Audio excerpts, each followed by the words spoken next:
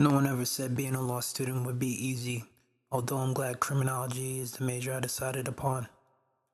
For some reason, maybe it's just symbolic logic, short guys ain't supposed to play basketball and black guys are out of our minds for having the desire to be cops.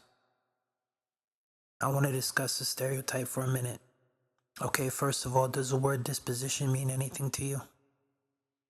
Let me explain to you what this word means to me.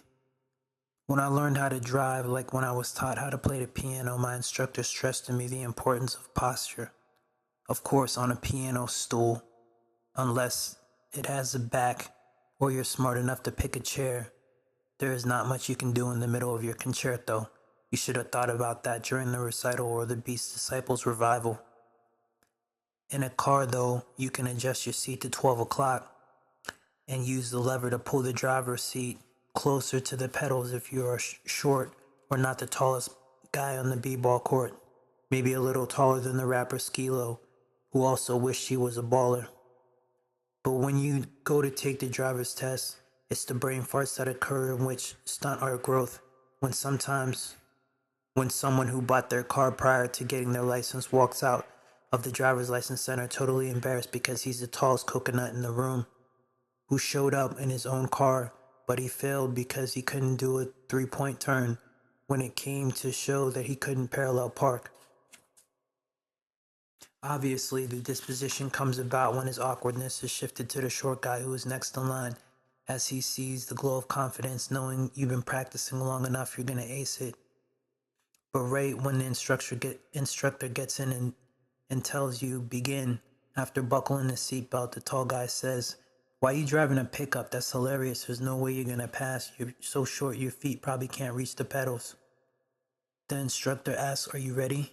You said, "Yeah." You laid on the gas a little too hard and knocked down 2 cones when you sped up just enough to flunk in 1 kerplunk. What just happened? What happened is, you were jinxed by an unintentional mind funk, and the disposition of misbelief in your abilities may be hard to shake if you let the power of doubt linger everywhere you go, if it is reinforced by your new brain fart spoiling your tea party with his presence unexpectedly the next test. Today's message: black cops do just fine like any other cop, and white men can slam dunk. In other news, Officer Corleone of American Muscle Security gone fishing. If the boat is rocking, don't come a knocking, beef is or butthead. No one ever said being a law student would be easy. He was a black punk rocker who grew up listening to 80s punk music, skateboarding in any parking lot where he could practice landing a new trick. His crew were a bunch of misfits with combat boots, flannel jackets, jean jackets, huge sunglasses that had different written all over them. He grew up in a town that looked much like Back to the Future, very retro and everything. Yo, you ever see this person before? Everyone dressed the same, everyone talked the same, no one had the sense of unique fashion. When he moved to town, it was like the British invasion. His mother Jamaican, his father was from the UK. He had a thick accent and he read a lot of books, retired from the military. From pure entertainment, he told stories to the guests at the dinner table, much like this, 100% fiction. As they got out of the car, they jumped up and down for joy, celebrating their new house. The neighbors sat motionless. "These are the neighbors?" The old man reading a newspaper got up and said, "I'm going in the house." I guess they were expecting the Partridge Family. "Look, kids, say hi to the Brady Bunch." His mother said, "Don't take offense, son. One day you're gonna punk the world." Fast forward 10 years, I was a freshman at the Art Institute of Pittsburgh. It was moving day, and my dorm was called Standard Life. My roommate, for creativity's sake, was punk rocker Shorty. He was watching a skate Oh, that's cool, man. All right, I'll see you guys around. Enjoy your food. The room is over there. I said, "Cool. My name's Prince." He said, "I'm punk rocker Shorty. Is this your first year?" I said, "Yep." He said, "Same. What's your major?" I said, "Music." He said, "Undecided." I didn't know you could study music here. Well, it's photography, but I'm going to be a musician. Nice. It's either that or fashion. He said, "Fashion? You don't look like the type." I said, "What's that supposed to mean?" He's like, "You like fashion?" "Well, I do. I just don't know much about it." So why don't you take a course? I said, what do you know about it? He said, I'm in the fashion club actually. It's pretty cool, I might make it my major. So did you bring any of your music with you? Yep. Let me hear something. I said, maybe tomorrow. I'm gonna lay down, I got class in the morning. The next day I was on campus with punk rocker Shorty. Some kid said, look, it's the Neptunes. Everybody bust out laughing, so it stuck. From that point on, everybody seen us. When anybody seen us both, they called us the Neptunes. I was Kung Fu Prince and he was punk rocker Shorty. I was known for my Beats headphones. He was known for riding his skateboard notoriously. Surf's up, punk rocker Shorty. Who's your friend? The chick said. This is Kung Fu Prince. Kung Fu Prince? Why they call you Kung Fu Prince? He's a big Wu-Tang fan. Oh, word? Just kidding, he raps. Nice, let me hear something. I like Wu-Tang. Everybody likes Wu-Tang. Especially her. Yo, why you busting my chops? He's the new guy. Oh, you the new guy? Yo, why you busting my chops? This place blows. I'm gonna grab a 40 who's with me. I'm with that. There's a bottle shop down the street. Their 40s are pretty cheap there. We rolling? We out. It was a hot summer day in Pittsburgh. We all chose to miss class. It was still the first week of the first quarter in school. The Art Institute of Pittsburgh went by quarters, so basically all year round, you could attend classes. I was still kind of digging the scene.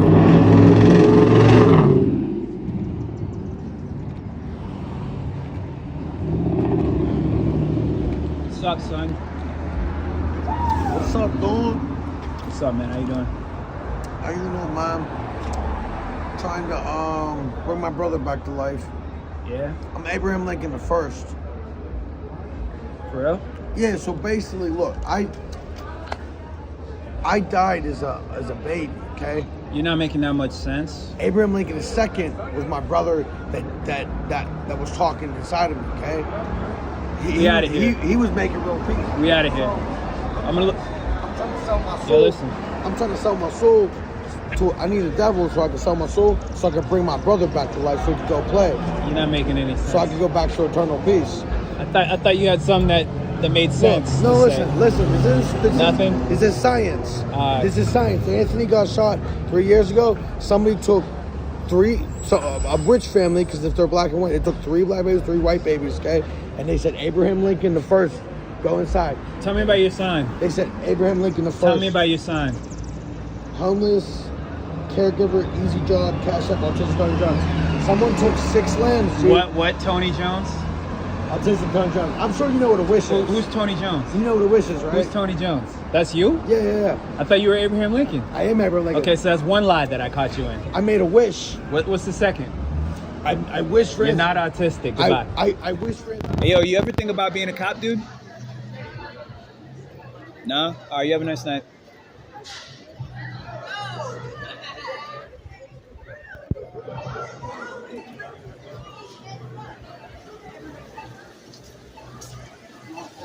Oh, man, I talk too much sometimes.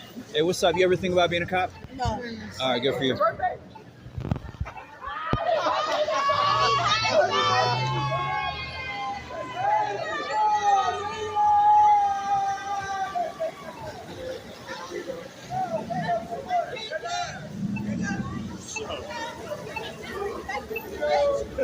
I'm not going to take it for much too longer.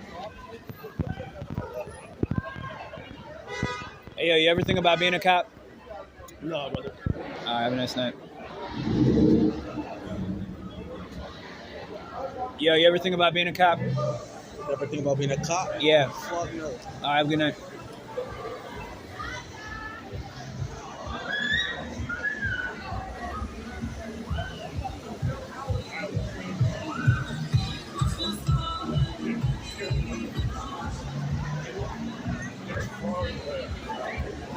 Hey, yo, did y'all graduate already? Yeah, we just graduated. Oh, where'd you graduate from? Okay. That's cool. Congratulations. Yo, you ever think about being a cop? Nah. It's cool. Have a good night.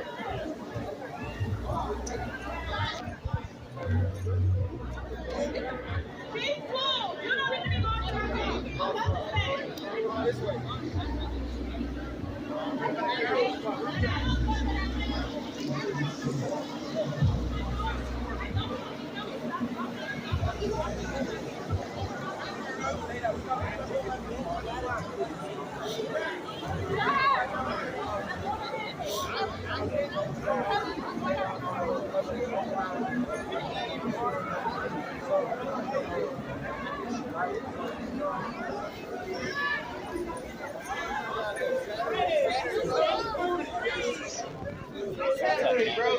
Just getting footage, sir. All the hoes outside.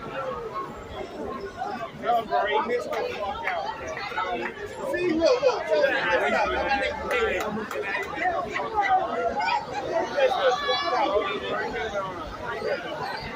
They even got 5 police on all of them. We got the crib right up in the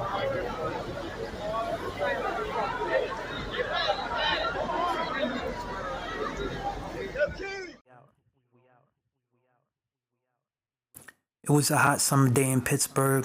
We all chose to miss class. It was still the first week of the first quarter in school.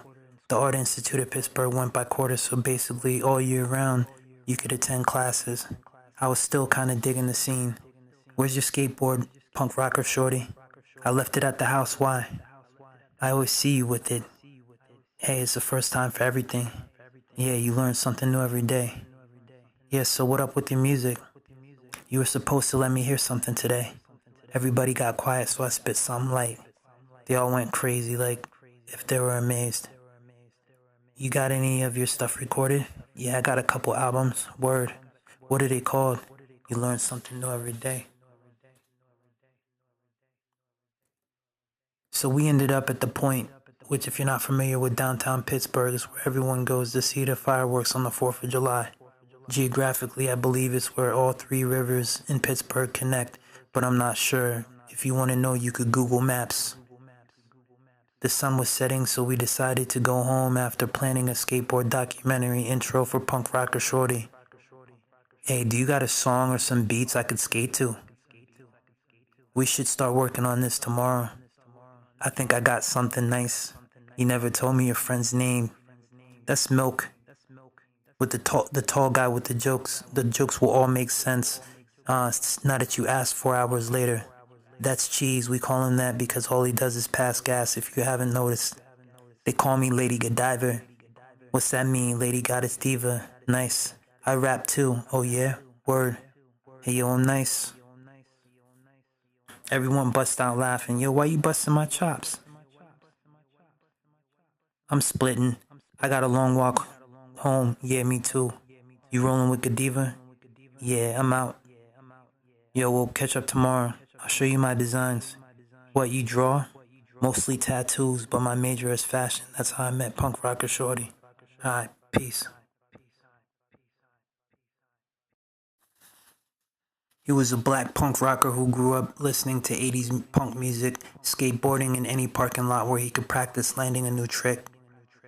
His crew were a bunch of misfits with combat boots, flannel jackets, jean jackets, huge sunglasses that had different written all over them.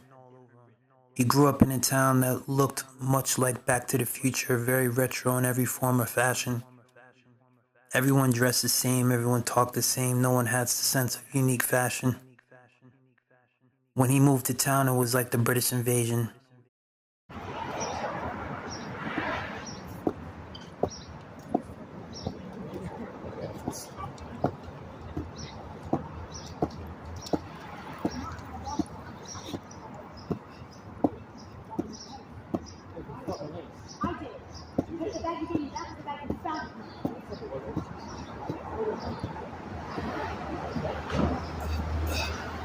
A fundamental principle of our system of criminal law is that the defendant is presumed to be innocent.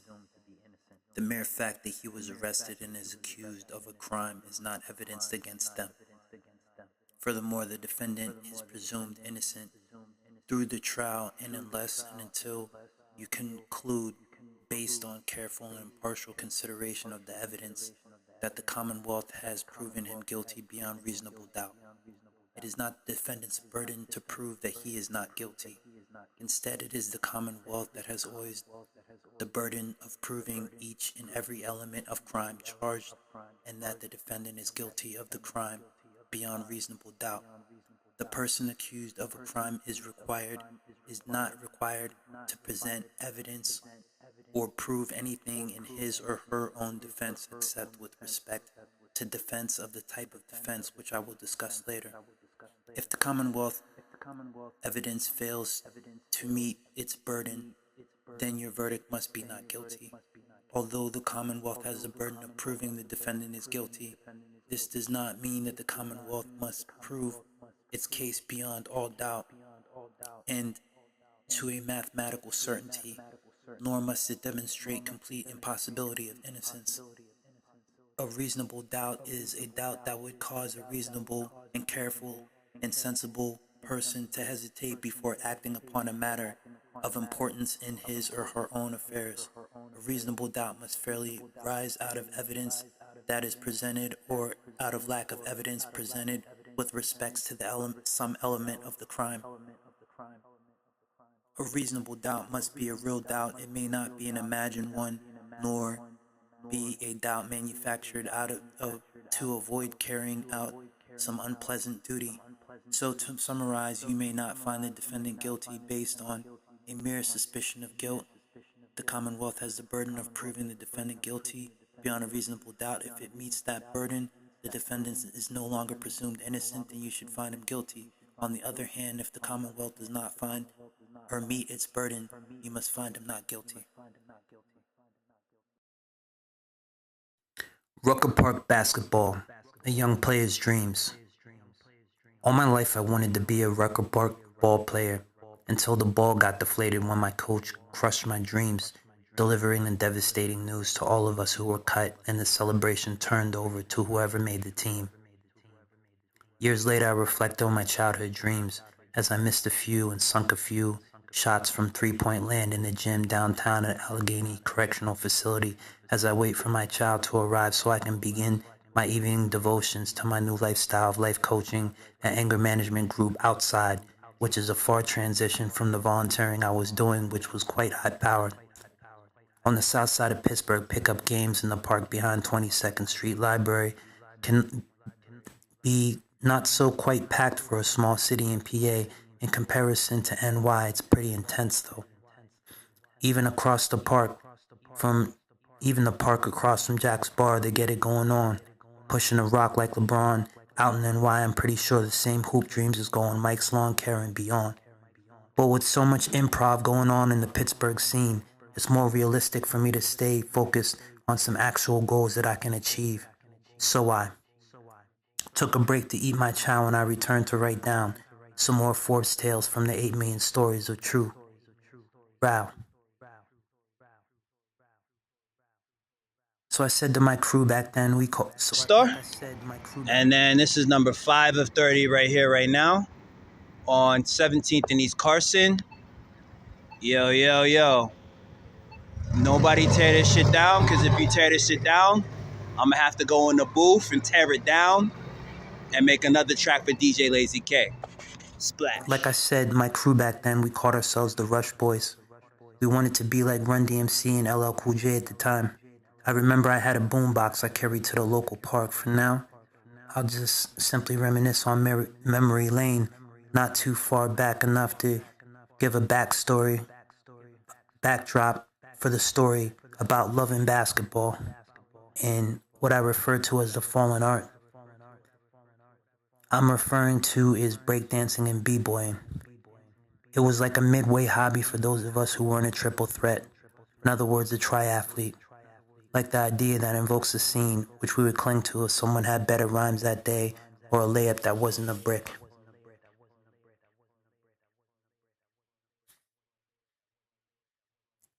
My alarm clock goes off and I wake up in 2nd Avenue Commons. But by now I started attending a barber school downtown.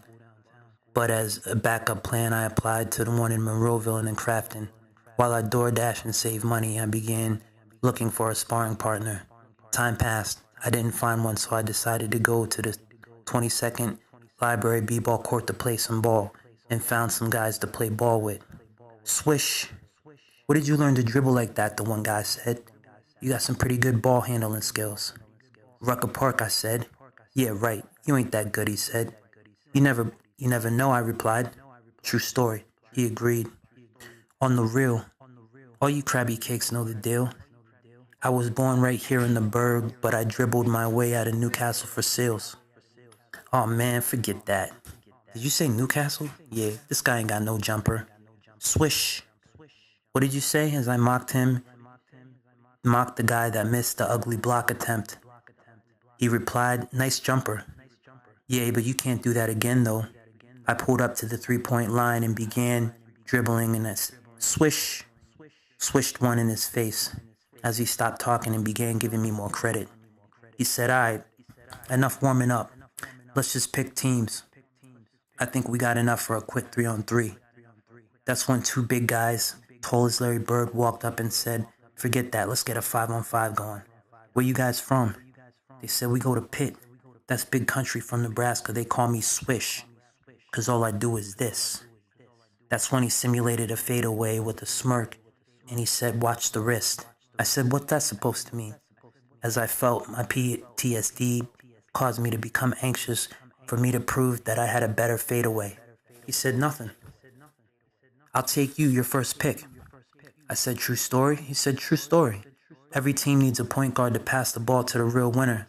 I said, all right, run game then. The other guy said, not so quick, it's my pick.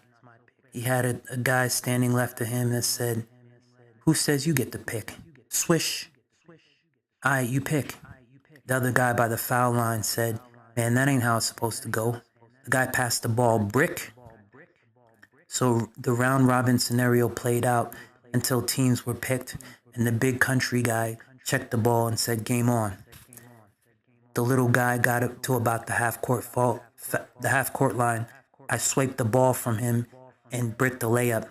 Oh man, you can't be doing that. I said, what's your name again? He said, Swish. A few cats laughed while we went back to defend the hoop, and he calculated a perfect steal and drove the ball down the court and made a layup smooth as butter. And you guessed it, swish. This went on for hours. As you can tell, he won the game for us, and we whitewashed them bad as if they were beginners. After the game, he shared a secret of success. He said, timing is everything. A name is half the battle, but timing is truly key. Then the two hopped in their convertible and he said, what's your real name? He said, Swish. I said, true story? He said, yeah. I said, where'd you get the convertible? He said, I'm a pimp. Swish. I said, all right. Said, ball again tomorrow? He said, maybe. What's your name though? I said, True. He said, you gotta pick a better name. Rucker Park basketball, a young player's dreams. All my life I wanted to be a Rucker Park ball player. This is Swish continued, another Forbes tale. One day at my apartment, I hear a knock at my door. Figuring it was food I ordered, I got up off my couch ready to eat some Chinese. Who is it? I said. Swish. What the heck? I opened the door and you guessed it, the guy with the convertible pulled up to see if I wanted to play a pickup game of basketball at the indoor court. I said, where's this at? He said, there's a church on the north side. I said, with an indoor gym? He said, the whole nine. They even got a pool and weights if I want to get my lift on, he says. I just ordered some food. He said, bring them with you. Besides, I got something with me to make it more worthwhile. Say hello to Laverne and Shirley. I said, what? As I opened my door far enough to see the convertible, I seen two chicks that looked like the Doublemint twins popped on the back seat of the convertible. The only thing I could think of was the LL Cool J hit record backseat of my Jeep. So without being overly corny, I'm not going to hint to any lyrics in this episode. I just said, let me get my shoes. He said, you coming? I said, swish.